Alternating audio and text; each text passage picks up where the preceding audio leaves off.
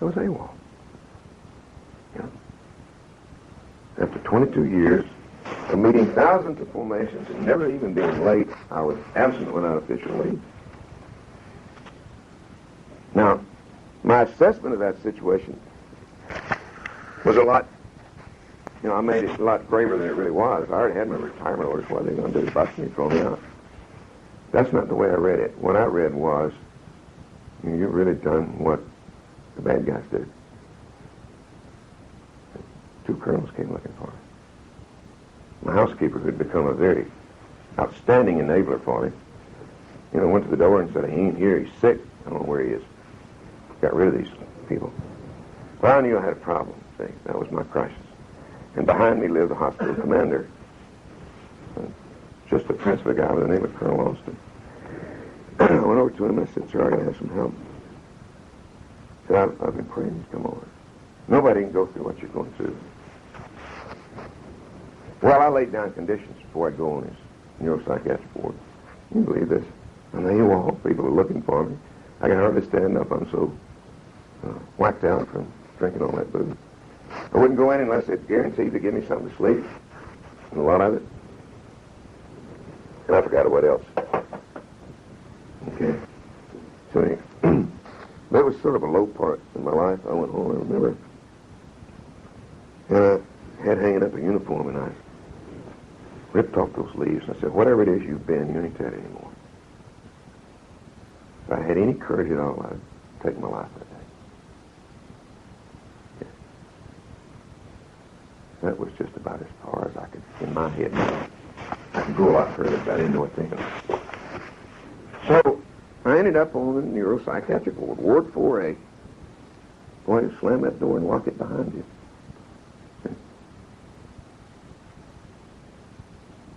And they gave me my sleeping potion, which rightfully should. Gave me some medication to stop me from going into convulsions because I was close.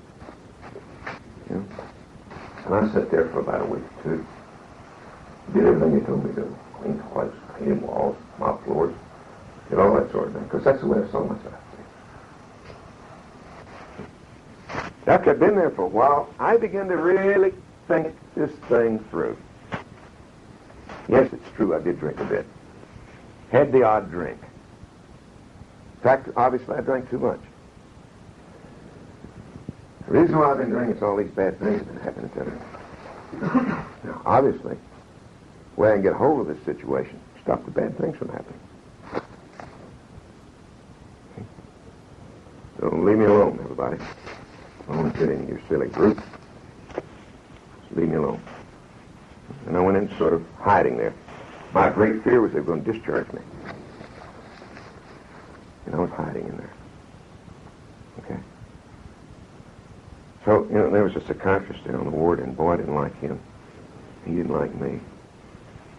And I really was crazy then. I mean, I was just about as unstable as you could get. And they decided they were going to board me medically because, boy, I had a lot of problems. They're all directly related to all this drinking I've been doing. I couldn't see diddly squat. Couldn't hear anything. I was diagnosed as a diabetic. Had high blood pressure. I mean, all these things are happening. You can't drink a fifth a day for 3 years without having some bad things happen to you. Well, they were talking my language. I could get on medical hold and stay a while longer because I didn't know where to go.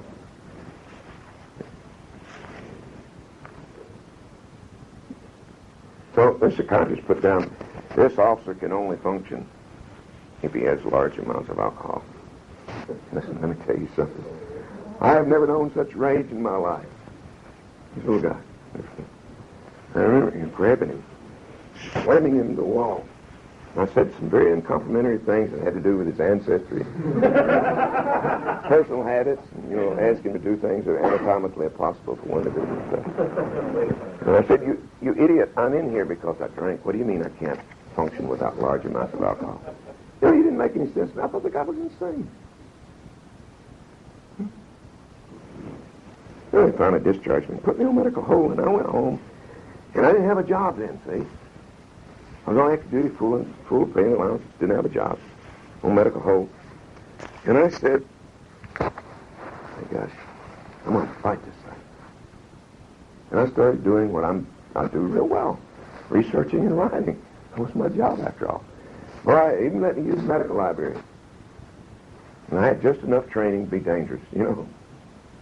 And I sat down and I wrote a tome. I've still got that thing. It's a monument utility. It's about that big. It's got, you know, tabs and enclosures and parts and subparts and enclosures to the tabs and tabs to the enclosures. All of which set about to prove there was no way in the world Joe Nathaniel Hurt could be an alcoholic.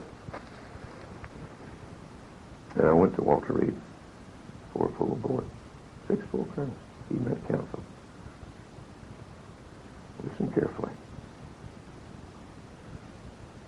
I had those people in near tears. That's the honest to God truth. They believed every single word I said. And the sad thing was, so did I.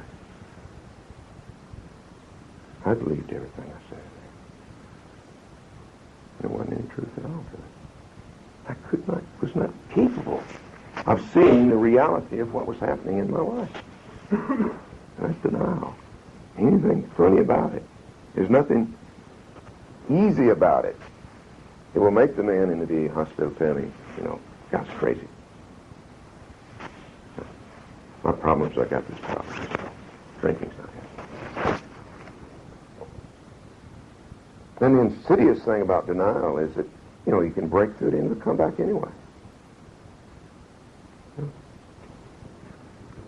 And I would believe anything you told me about me as long as it wasn't drunk.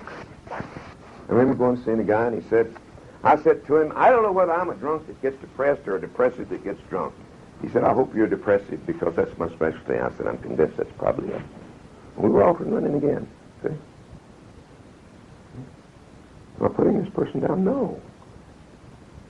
The cleverest manipulators in the world are chemically dependent people. Until we break through that denial, therapy doesn't take place.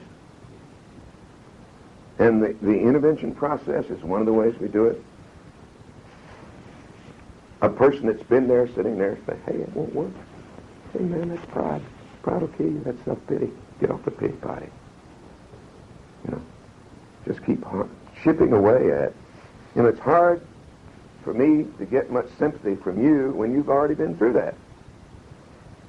You know, and you've already tried this ridiculous, far-fetched, distorted way of trying to solve this horrible problem that revolves essentially around the fact that alcoholism is caused by alcohol. Never mind these deep-seated emotional problems. I'll guarantee you that when he walks in for therapy, he's got some deep-seated emotional problems. You know, remember I said that sociopathic people do not become chemically dependent? Well, I'll tell you something. Chemically dependent people will manifest sociopathic behavior. I mean, for all the world it will appear. And he'll even test out that he's a full-blown sociopath. Because that's the way he's acting. You know. Or a depressive, unipolar, bipolar depressive, or, you know, or passive aggressive, or any of these labels. See? He's got all of those. Okay. So we get him in there, and through a whole variety of techniques, lectures and readings that we have, one-to-one counseling, group therapy is where it really starts happening. Group therapy. Group therapy is the way I break into my feelings. You know. Family counseling, we do AA step work in therapy. Go through the first step, you know, and get the person to really recognize in a real way the fact that he is powerless over alcohol and his life's unmanageable. You know, and you do this by sitting in the group and say, well, tell us, why do you think you're powerless? Well, let me tell you a few war stories. Sounds to me like you're proud of what you're doing, not that you feel like you're powerless. Go back, do it again. And I'm not doing that, the group's doing that. You see, that has a powerful impact. Got a bunch of drunks and junkies sitting around, and they ain't letting you get by with it. See? And it works. Okay. So by going through these different techniques, using all of them, the person goes into a sort of compliance stage. And here's the way he is when he's there. You're right. It's a disease, and I got it. How about curing me? See? taking it off of himself and throwing it right back to you. And then you say, hey, I can't do that. Hell, I can't even cure myself. Then he gets defiant and angry and withdraws from the group and goes through this. These are predictable stages that they go through. And finally, if you're doing what you're supposed to do and they're doing what they're supposed to do, the person will go into an acceptance stage. And he says at this point, the defensive mechanisms really do start crumbling. And the person really accepts that he's got a disease. And I've been telling him, and all the people around him have been telling him, you got a disease, you can't cure yourself, and I can't cure you. But you can get well. You start throwing some hints out there. There might be something a lot bigger than us to get involved. Now, he can buy into the whole thing to the extent that he's got every answer that ever could be had about his disease.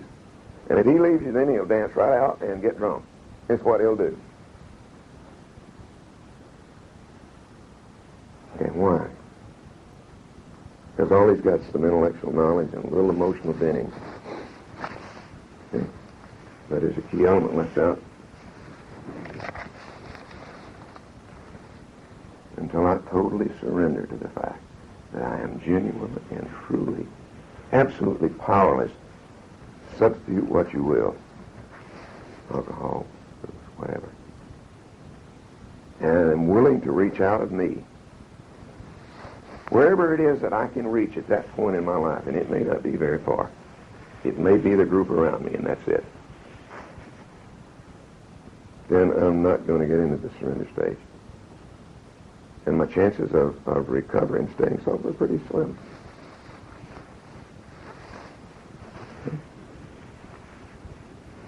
Now,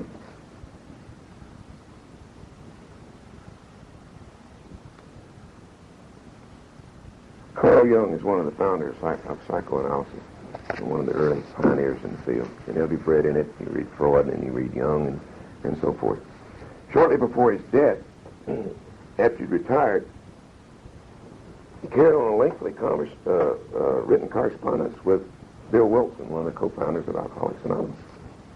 I've read this correspondence. It's available. It's very, very interesting. Dr. Jung said, in my lifetime, I have seen astounding progress made in dealing with the emotional pain that man is heir to. Astounding progress. Except, he said, in one area, the drug addict and the alcoholic are absolutely hopeless. Comma, pause. Except, he said, when there seems to have been some profound spiritual experience. Okay. Now, I'm going to lead right into talking about AA, and we'll take a quick break. I want to get through this one point first. Bill Wilson had found that with a couple of other people that he was able to stay sober for the first time in his life, and he really was to the point of death, by sharing his experience with the other people and clinging together. And that somehow or another, when he went out and talked to other alcoholics that were still suffering, he stayed sober. You don't understand why, but he stayed sober. Now, Bill had had a particularly significant spiritual experience, a real profound one, early on.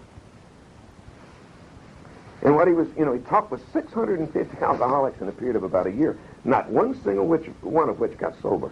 None of them. Not a zero. He was really upset about this. And his wife pointed out, hey, that's right, Bill, but guess what? You're staying sober. And as Father Martin points out, what he was trying to do was feed these simple spiritual steak, and all they could handle was pablum. See? What's my point here? My point here is if you walk in with this poor, wretched, sick person and beat him across the head with the Holy Bible, you ain't no good anywhere. just not going to get anywhere. He does not hear you. He is spiritually bankrupt. He's terrified of God. He's so terrified about him, he's denying his existence at all. Okay?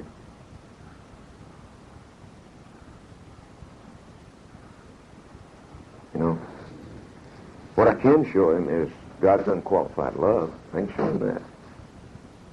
You know, hearing whether he earns it or not. That's the only thing I can offer him at first. That's all you can offer him.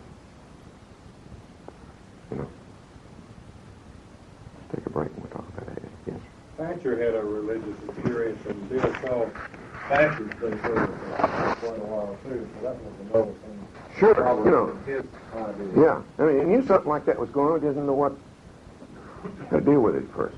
And the doctor was telling him that to try not to, talk it all out away and disparage it next time. Okay, let's check 10.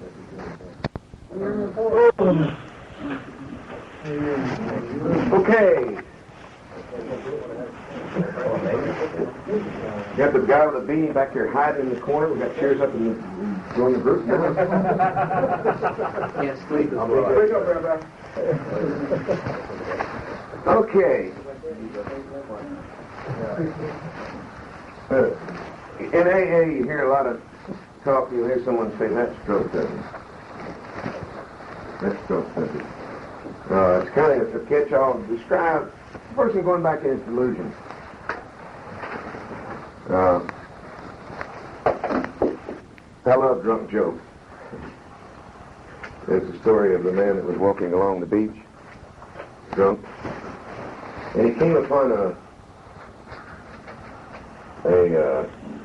bottle. The stopper had been rolling back so big, a long time ago, tossed it and rolling in there. And he pulled the cork out of that bottle and out came a genie. And he said, boy, 400 years I've been in that sucker. You can have any 3 wishes you want. Yeah, really whacked that out of his mind. Any 3 wishes? Any 3 wishes. So I'd like to have his bottle perpetually full. You got it. I'll fill that up. That's Scotch going. Got to drink it. Got it empty. Fill it back up. Boy, he's in the promised land. The genie, however, he'd been in there 400 years. He wanted to get on with what, he said, how about the other 2 wishes, guys? Let's get, guys, I'll have 2 more of these.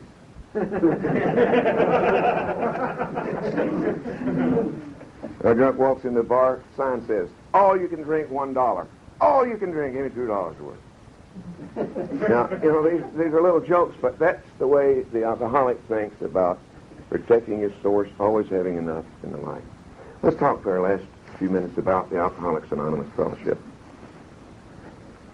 Alcoholics Anonymous is a fellowship of men and women who share their experience, strength, and hope with each other that they may solve their common problem and help others recover from, name your chemical.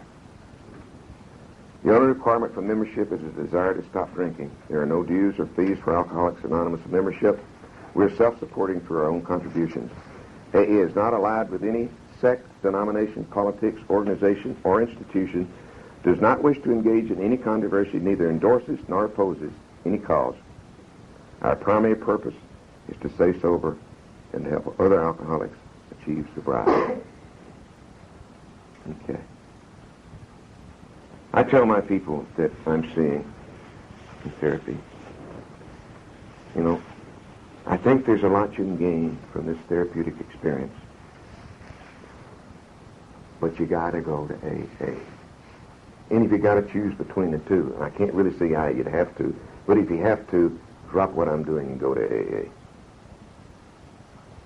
Remember, this is a chronic, incurable disease.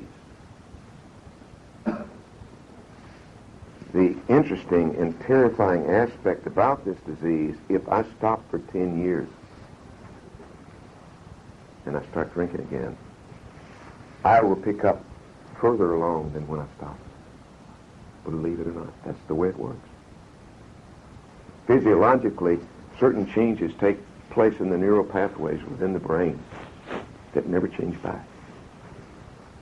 That's one of the explanations that they've learned takes place. So, some of the things that are there in my makeup, my reaction to the world around me, the only way I can deal with it is to surrender to the fact that I'm powerless over alcohol, and when I am drinking alcoholic, my life's unmanageable. Let me assure you that for all of us, that is a very true statement. Some may be more unmanageable than others, depending on where the recovery process started. Now, AA is a curious place in many respects.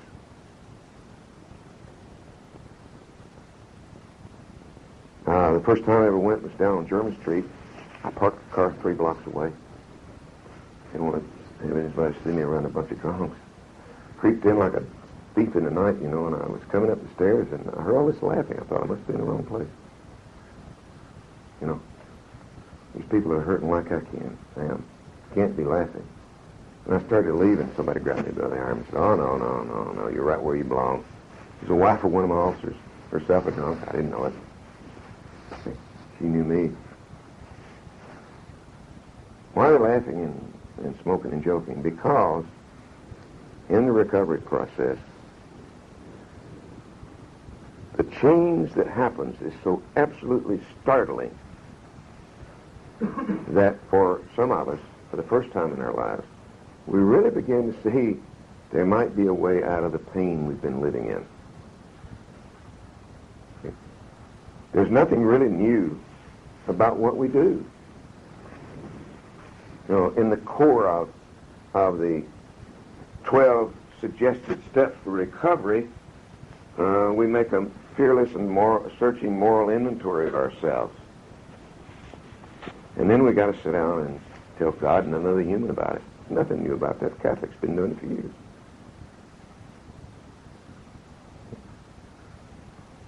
Now, in the so-called big book entitled Alcoholics Anonymous, and I really recommend you get a hold of a copy and read it, and a little book called 12 and 12, 12 Steps and 12 Traditions. It's written with sheer genius. There's just no doubt in my mind about it. A lot of people have said, but that program's not very scientific. It's not very professional. Not true. The people that developed this program developed it with the most pragmatic approach you could imagine. They threw out what worked, threw out what didn't work and kept what did. What do you do in a laboratory? If you mix chemical A with chemical B and it blows up in your face, you can pretty well conclude that you shouldn't mix chemical A with chemical B unless you get awful and things blowing up in your face. And so it was, in the gradual evolving of this program that at this point has about 1.5 million of we Americans on their way to recovery. Now we freely and quickly admit ours is not the only way. People do have profound, teeth-rattling spiritual experiences and never touch another drop, and what's more, live spiritually growing lives. That's true. Statistically, percentage-wise, as I said earlier, about 3 to 5% of people that go into normal psychotherapy recover. About 10% recover of any kind of intervention. Any kind. Going to jail, losing your job, 10% of the people will start into a recovery. It's incredible. There are no leaders in AA. Nobody's chairman. Go into a group of people in a discussion group, and somebody will say, "Hey, you came in last. You take over tonight." All right. What are we going to talk about? I don't know. Somebody will throw something out. And, it's happened to me so many times, I stopped questioning it, that we'll focus in on what I'm trying to deal with at that moment. You can make of that whatever you wish. Except it's working. It's working. Saying AA, stop drinking and come to meetings. That's all you got to do. Stop drinking and come to meetings. Stay with the winners. I got a lot of slogans. I don't like slogans. But a lot of them, they kind of come about because they work. Okay. There are 12 steps. And the first says that we admitted we were powerless over alcohol. You got this in your handout. And that our lives had become unmanageable. Now, that's the only step of these 12 that I've absolutely got to throw 100% total commitment to. Why? Because that's the denial stage. Right? As long as I can dance around with myself and give reasons why I might not be a drunk, I'm going to get drunk again. In AA we call that reality testing. Sounds like maybe you're not ready for us. Go out and do a little more reality testing. Work a little harder, you'll have a better story to tell us. Not unfeeling, realistic that I can't make you well. Okay. In the second step, we state that we came to believe that a power greater than ourselves could restore us to sanity. Boy, that gave me a fit. And I'd say, okay, I may be a drunk, but I'm not crazy. You know? I remember the guy that sent me my big book in my 12th. He's stationed at Fort Bragg now. Just offended me. Sent me a copy in the fly leaf of the big book. He said, "Dear Joe, read this. If it doesn't make any sense, read it again." You know, what you think I can't read? So I promptly threw that thing off in the corner. My alcoholic, delusional thought system. And then he put a little note in there and said, "Dear Joe, I found pride was my toughest enemy, and that God did most of the work when I let him." I said, "I don't know this guy." It's a guy that I used to sit around and pontificate and solve all these grand problems of the world with. God never crept in there except in some grand theological way, you know. Maybe after Berber or Chilik or somebody. Nothing real. I wasn't ready. It gives a lot of problem. Bill Wilson says that when he put sanity in, he wasn't talking about the crazy things we do when we're drunk. Everybody does crazy things when they're drunk. He said it's the way we are when we aren't drinking. He's absolutely right. You know, you remember when we're talking about the delusional thought processes, that simply not drinking is not enough. That's dry. And, you know, there's no more whacked-out person in the world than a guy who wants a drink. Let me tell you. He doesn't want to hear anything you got to say. Now, obviously, as the disease progresses, we go crazy in the classic sense. We go, you know, psychotic. But that's not what he was talking about here. And the third step, it starts to get a little binding. It says, we made a decision to turn our will and our lives over to the care of God as we understand Him. As we understand Him. I've got friends in Hawaii. You know, God, as they understand Him, happens to be Buddha. And they're sober. I don't know what that tells you, but they're sober.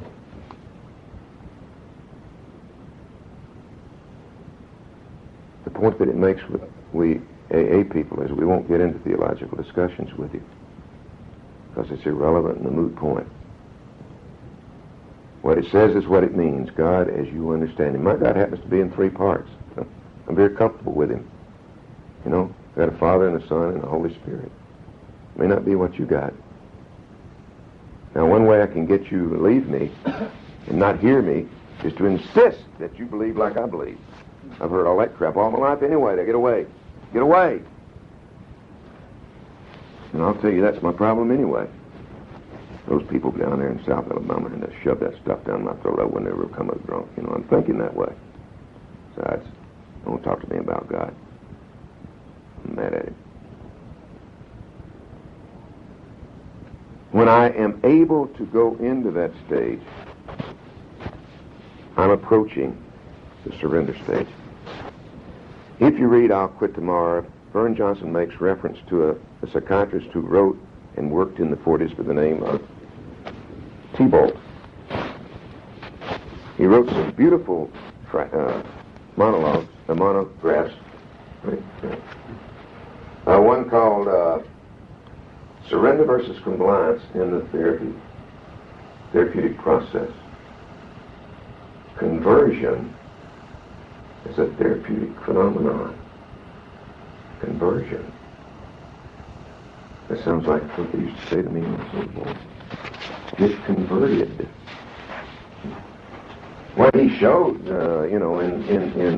and pretty well did this job, was that in the therapeutic process, until the person lets go of the distorted idea he has, no matter what's wrong with him, recovery doesn't take place. See?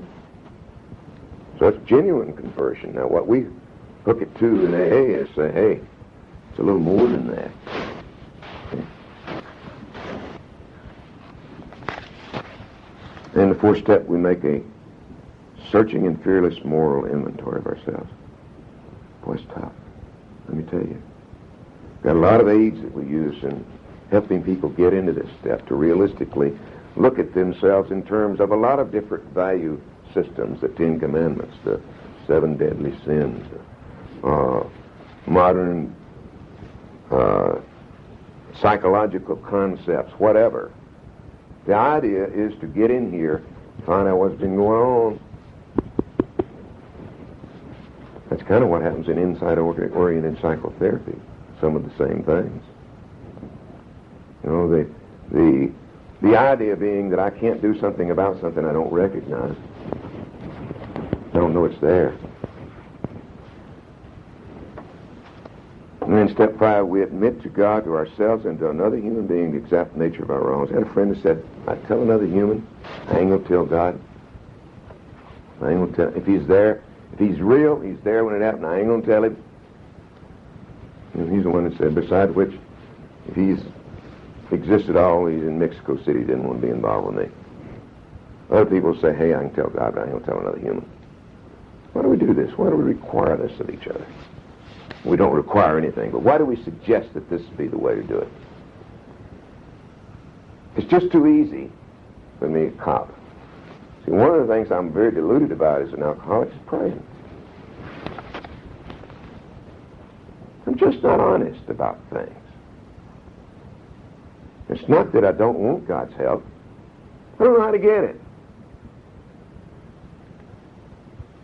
Not in any real way at all. You know, it was really interesting. One night I was at a meeting, and as is so often happens, there was a little genius came popping out. We were talking about faith and what it really meant to us. And this little guy popped up, and he said, well, real simple for me.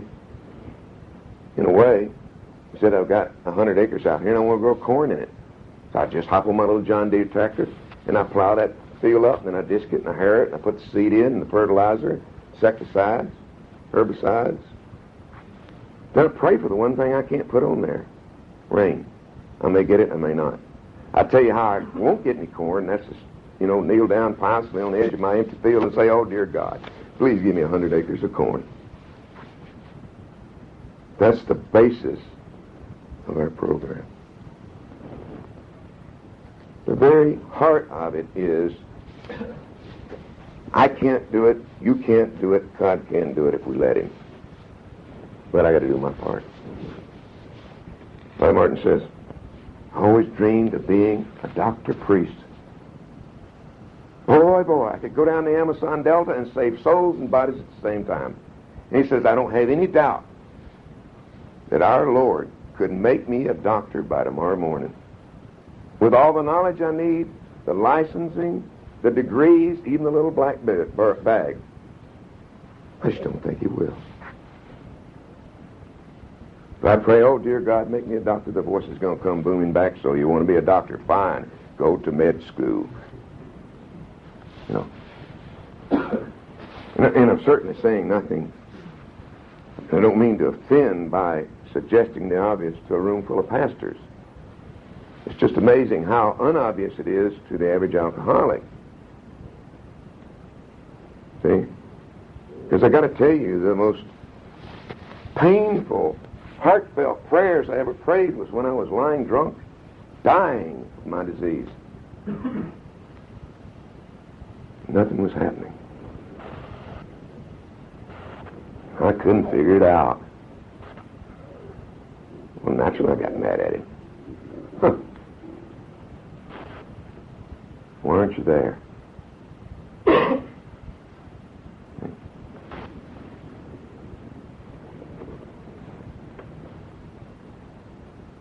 Sixth step, we say we're entirely ready to have God remove all these defects of character.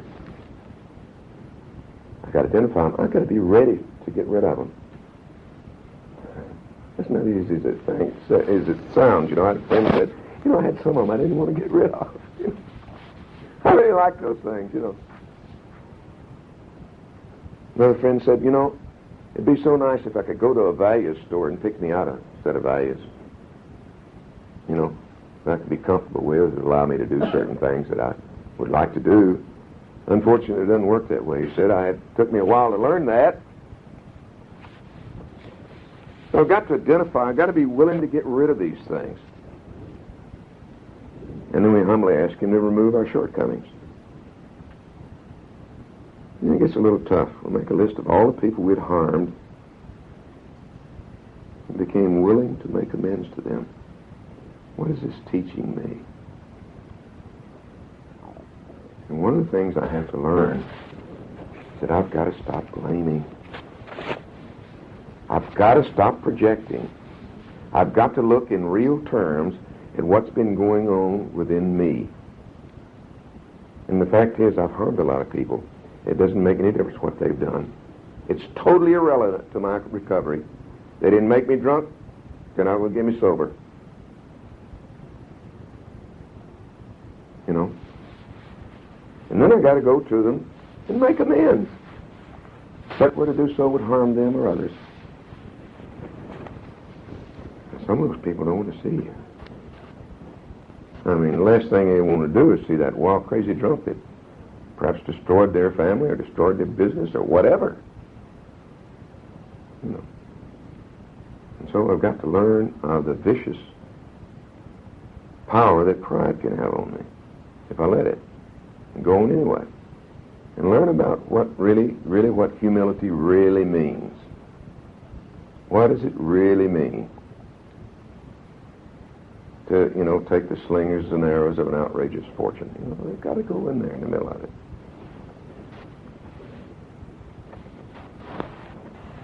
And further, as a maintenance dose, to continue taking personal inventory, and when we were wrong, promptly admit it.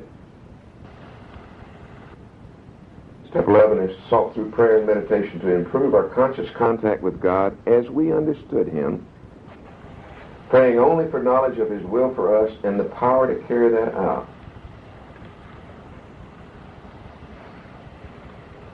And 12, I think, is one of the ways we really stay sober. And it says simply, having had a spiritual awakening as a result of these steps, we try to carry this message to alcoholics and to practice these principles in all of our affairs. Which is why people do go out at 3 o'clock in the morning. You know?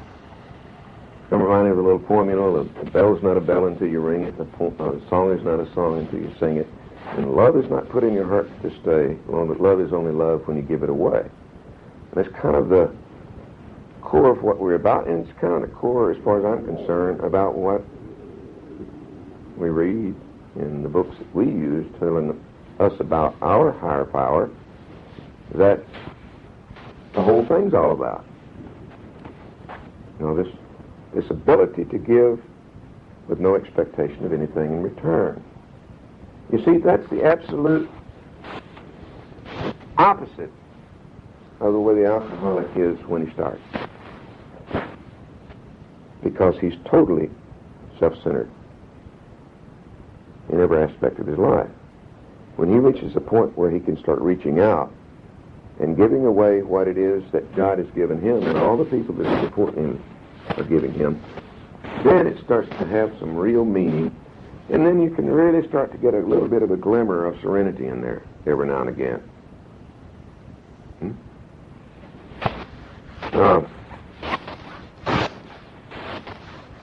I think where the strides have been made in the last 20 years, or 15 particularly, in this area is in the realization that we've learned a lot about the way the mind works and the way the emotional person works.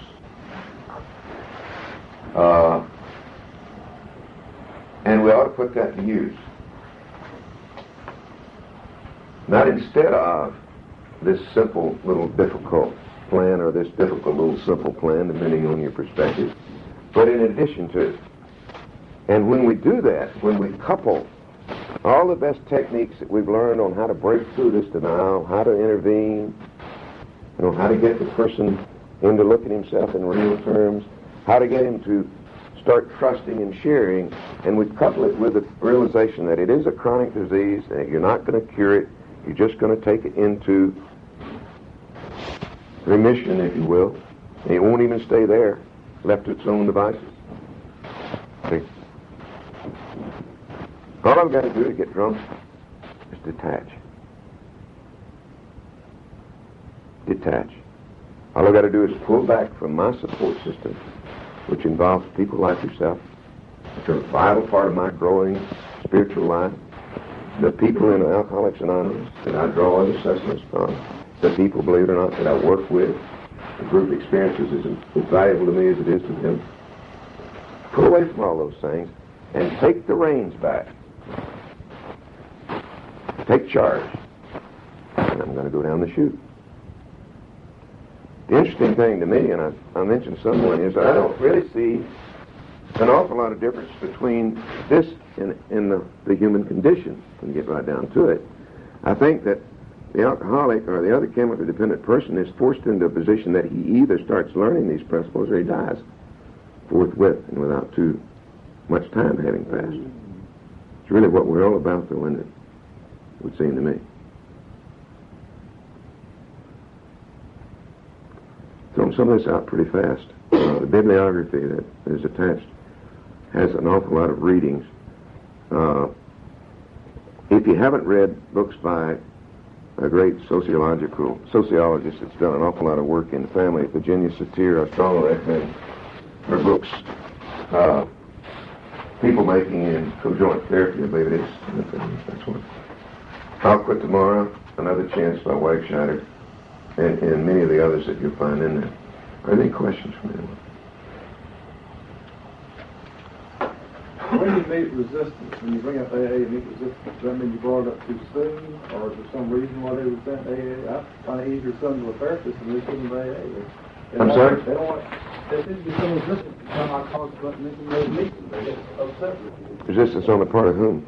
The alcoholic. Oh, yeah, sure, of course. That means drunk. Is that part of the denial system? Yeah, drunks go to AA. Yeah. I got a lot of problems, and you're very, very kindly pointing them out to me. But once I walk into AA, I got to start getting real about what's happening to me. They say that AA won't get you sober, but it sure will screw up your drinking. When you can't go to many meetings and you start losing everything. I'm not going to learn to drink like a gentleman. That's what I thought it was all about, and that doesn't work that way. All these people are saying the same broken record things. Stop drinking, come to meetings. And also with the codependent, that's the problem. Sure, and the simple fact is that in each area of the dysfunctional alcoholic or chemically dependent family, there's a corresponding group within the AA fellowship. It's our team for the young people and Al-Anon for the spouses in AA, and we recommend strongly all of those. And where we can get a young adolescent who is whacked out, whether they're on the chemicals or whether they're going through these manifestations that I've seen, if we can get them in therapy and alcohol both, you really see some phenomenal results with it. So would you recommend somebody that's on drugs, to go to AA? Sure. You same principle then? You bet. There happens to be a Narcotics Anonymous, but it only meets once a week here, in which they go to a meeting every day. Initially, especially. Some of the old heads say it's just for alcoholics. But it really, drugs are drugs. Most of the drug addicts who get serious will say, I'm a drug addict or alcoholic. They don't get into this. One thing that bothers me is that there's a kind of a cop-out, it seems, in the sense that the cause is, as you describe it, is 100% chemical, and the solution is 100% spiritual. You know, I think that you have recovery physically, emotionally, and spiritually. And I think that, you know, to think that you can, that's why I think that just the spiritual approach too often fails. Too often fails because it doesn't take into account that even, you know, my emotional system's really been out of shape. My defenses are wrong. My view of reality around me is all messed up. My feelings are buried or coming out sideways or doing all kind of, and I've got to work on those things. And that's what the group therapy process does. That's what AA in there, when they really get into a group discussion thing, some of those same things are going on. I think the reason why therapy plus AA is more successful than AA alone is it focuses in more on, you know, the emotional problems that I know are existing in all we drugs. And it may be manifesting itself slightly differently to you than me, but, you know, feelings and getting to those feelings is what it's all about. Okay? And I don't care whose school of therapy you're thinking about, whether it's reality or Gestalt or the new identity process or any of these things, they're all essentially addressing the same thing. You just go about it a little differently. Yeah. Can you go way back to the part that you were talking, it was brought up, what happens in the middle of the night when you're talking about the 3 a.m. type of thing where we go and we're with an alcoholic, and you said they're a bomb ready to explode. Can you warn us as to how to deal with the conflict situation? Now, every situation I've ever dealt with, the person is very, very profane and very physically threatening, you know, alludes to that. Mm-hmm. Well, I always say, if you continue that, I want to leave.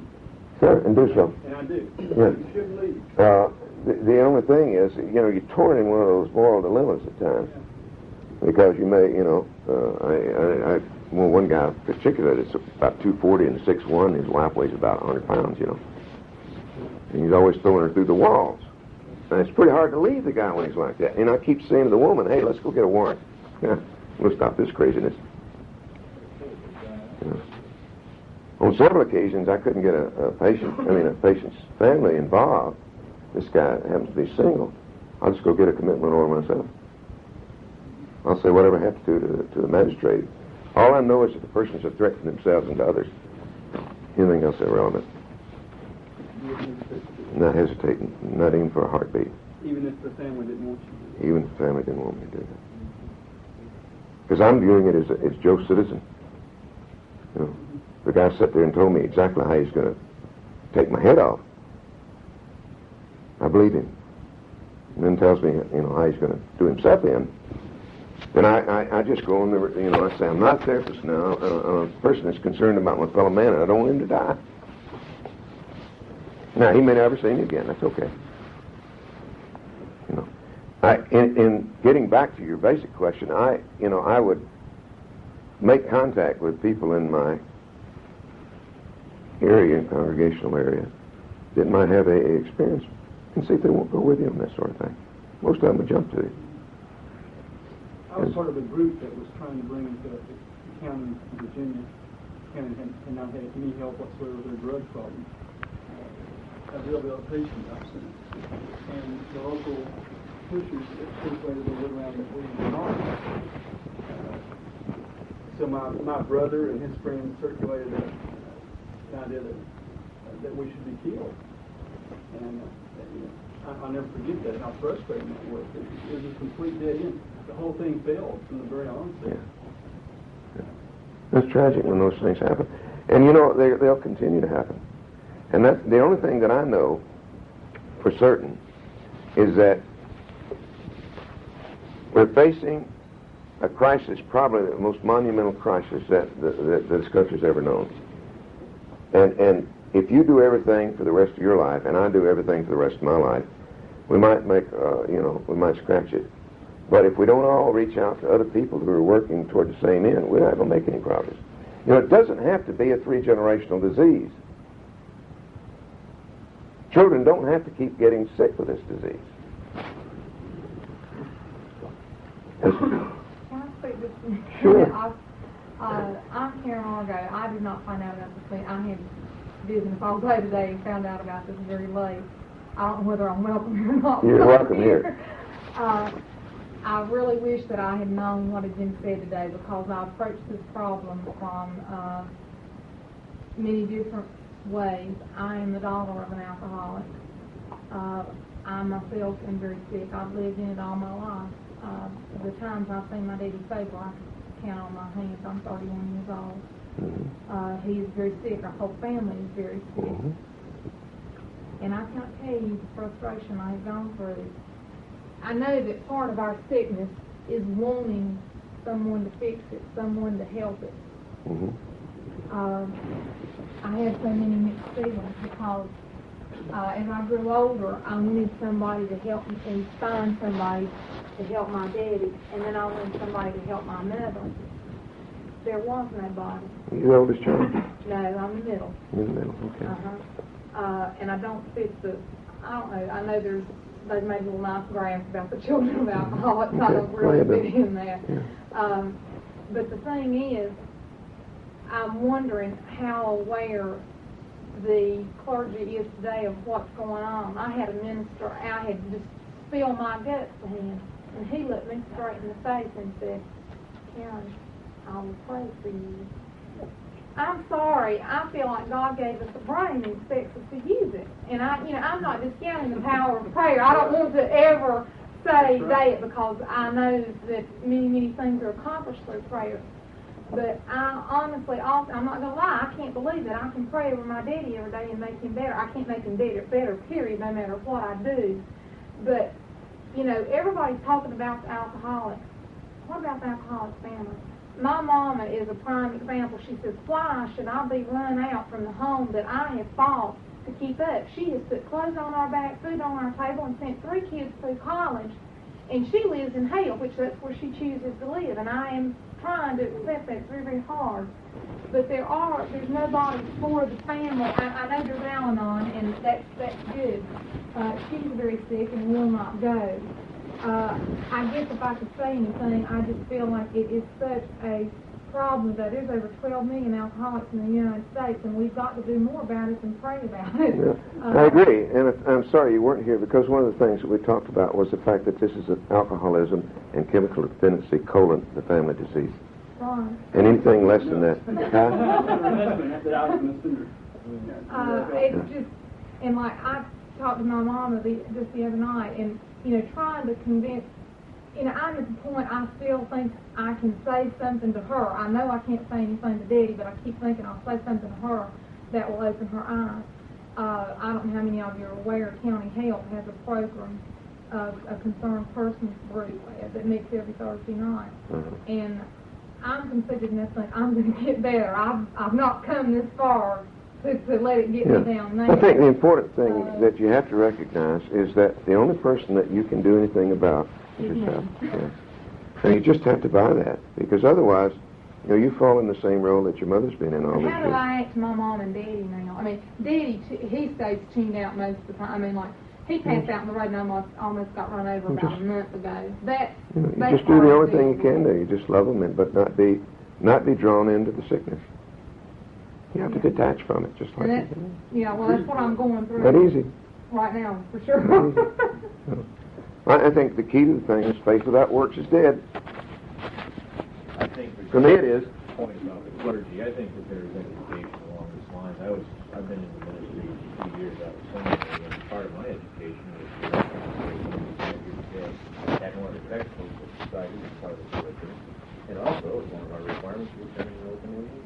Yeah. And I think this is a common. I think there's a growing awareness in the church. There is, and at Dependency, we have, of course, critical ministries and human situations, and we have everything. The problem is that it started today. We've gone much further than that whole course. Like several weeks in that. But I think, not putting you on a pedestal, but you've covered more ground in those areas. You've opened up more doors than all those weeks that Duke been working with and reading about. Well, I think I will be satisfied if I get you thinking about it, because, it's just like anything else. I think that I don't have any doubt that if I start with this given, I'm spiritually bankrupt when I get to the point where I need to turn around.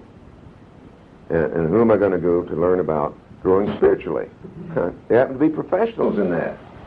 I got to decide who God is as I understand him. I might pick a guy with a little bean back there. I might go to, to a person that says his rosary. Doesn't matter. Doesn't matter. It says I understand him, but I sure need some help growing spiritually. And I need to go to somebody that's trained to do that. See? It doesn't mean I can sit and give it to you now. You see, I'll be doing what I've always done. See? Hey, Pastor, how about taking over, huh? I really am whacked out. I know you can do something. That's the problem. That's where we pastors find ourselves so many times. We are the receivers of the projection. And this is true, I think, to some extent what Jeremy was talking about. I've become a receiver of the projection. So what you can't do is buy that. You can't buy that. Otherwise, you're becoming a professional enabler. Right, I'm not going to pay for it. See? Don't get caught in the trap of being a professional enabler. And the way they'll hook you is to make you responsible. My point was, though, that I felt like, I know now if I were to go somewhere, I wouldn't want them to fix it, but I felt like the people that I was dealing with weren't aware of what facilities were even, That could well be true. It could well be true. And you're going to find this, not ignorance, but lack of knowledge. Right. Like the doctor that I went to was content to have me as a patient until he found out I was an alcoholic. So I don't treat drunks. Be gone. I wanted to hear that, see? That gave me another hopeless feeling. I can hang my hat on. A real theological paradox for me is this word enabler. For me, before today, they had positive meaning. Enabler. Seriously, enabler was always parallel to what I meant, and it really helped. I think it's interesting because there's some. See, that's the trap we get in. That's why I prefer the term martyr rather than enabler. No, that doesn't do it. No, martyr's just a part of being an enabler. But enabler, you hear what I'm saying? Enabler is always been such a positive thing. We enable people to grow. It makes too much of a god of us. Just the same thing we do with the doctor. We put too much responsibility on the doctor's shoulders, on his or her shoulders. And Bingo. I tell you something, my friend. I'm convinced firmly that people, with whatever source of power they come from, get themselves well. Any doctor psychiatrist that will say, I cure people, is a charlatan as far as I'm concerned. You buy that? I ran into one problem on this as an enabler on one person in my parish situation. I got the drunk convinced that he should go to let me put him in and go in and get dried out and get some help. And when during this process of getting around and getting everything in order, the wife came and took him out of the hospital, and home she went with him, Sure. And Sure, it's a secret. Yes. And, it wasn't so much of a secret. That was a... Well, it is not that, see. What are you doing, though? You see, She was enabling. Sure. And she's codependent. And right away went and bought him something. Of course. It gets, Thank you. Joe, thanks a lot. We're going to have to... Let me break in here. Okay. Not to stop, but to put we contracted willing to do this sort of thing in other areas where we can get groups of people either in a church setting or groups of churches, community buildings, or anything else. Could you inform us something on this, either one of you? So you mean come out and do this same sort of thing? This same sort of thing. I'll do it any time that I can fit it in my schedule. Evenings, weekends, anytime. Just let me know. You got my card? Yeah. And that goes for anybody. I think that's the only way we make progress is for everybody to keep pitching in there, and I'm available. And we ought to do enough reading ourselves to be able to do it too. Sure, I think that's the hopeful thing. I think that that there's absolutely no reason why you can't develop skills in this area. Anybody else? So, would you want to talk to a group of young soldiers at Fairbanks? Pardon? Would you want to talk to a group of young soldiers at Fairbanks? You betcha. I think that you have to approach the thing a little bit differently in that type of setting.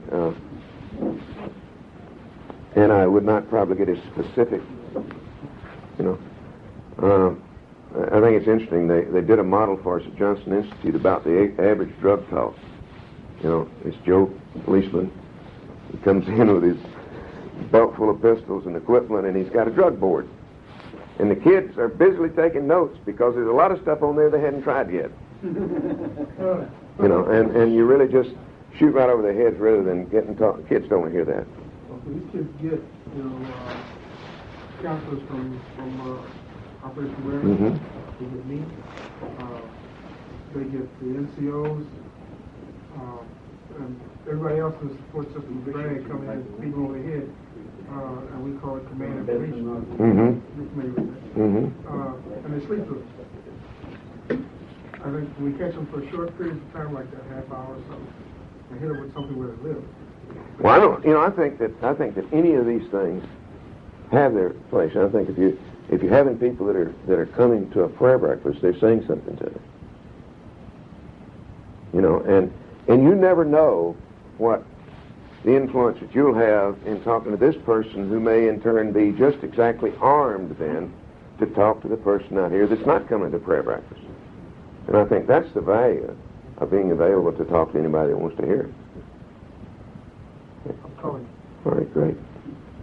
Thank you all very much. I really appreciate it. enjoyed the fellowship. Good night. Very good. Well, I enjoyed it too. The good work you're doing. God bless you. Keep it up. Appreciate it.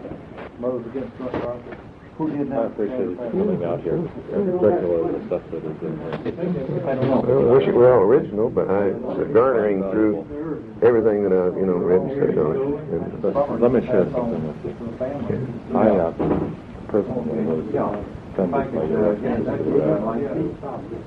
Oh, I'm sorry. I didn't mean it. Did he get that? I think you probably didn't. But to concentrate on a religious symbol that has some significant meaning to an individual, I personally objected to that. Thank you for pointing that out to me. Because I really didn't mean it that way. I'm sure you didn't. Yeah. And it took me a while to figure out Yeah. what it was. No, I think I probably wouldn't say anything, but he and I were kind of kidding each other when we Well, were I'm praying. very relaxed. I do a whole lot of reading myself. Yeah. Each time you did it grated on me, and it wasn't until the end that I figured out what it was. It's a very meaningful religious signal. Yeah. Gosh, I really appreciate you telling me that because I definitely didn't. I'm sure. I didn't think of it in terms of. But you're right. You're absolutely right. It's like me kidding someone else kidding about my problem. Well, I kid, but I got to say, it's been a good fix. I think the same thing. Yeah. Just wanted to Thank you so share much that, for but that. I appreciate you being here.